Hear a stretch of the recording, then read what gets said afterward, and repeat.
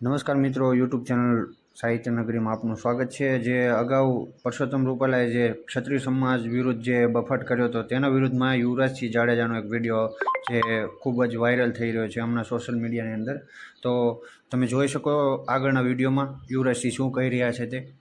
બીજું કે આ ક્ષત્રિય સમાજના ઘર સુધી પહોંચી ગયા છે।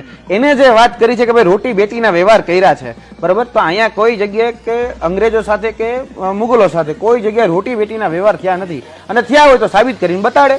બાકી આ જે લોકો અમારા ડેલીએ સુધી પહોંચ્યા છે તો યાદ રાખજો, અમારી ડેલી સુધી જે પહોંચ્યા છે ને એને ડેલી દેખાડતા અમને આવડે છે, અને રહી વાત જો રાજકીય તો ચૂંટણી લડતા પણ આવડે છે અને ચૂંટણી લડાવતા પણ આવડે છે। અને આ જ રાજકોટ જો એ જગ્યાએ ઊભા રહે તો અમને અપક્ષ ઉમેદવારી કરી અને લડતા પણ આ જ જગ્યાએ અમને આવડે છે, અમને શીખવાડવું નહીં પડે। કોણ કરશે પણ ઉમેદવારી, અપક્ષ ઉમેદવારી ક્ષત્રિય આગેવાન તરીકે કોણ કરશે? અને સર્વ સમાજ છે, અમારો આવડો સમજુ સમાજ છે, સમજુ સમાજને અમે અત્યારે સાથે રહીને ચાલી રહ્યા છીએ। કરવી પડે તો અમારામાં ઘણા બધા આગેવાનો છે, અને આગેવાનો જે કહી શકે કે અમારું જે ક્ષત્રિય સમાજનું જે મોવડી મંડળ છે, અને જો મને મંજૂરી આપશે તો હું પણ એની સામે લડવા માટે તૈયાર જ છું।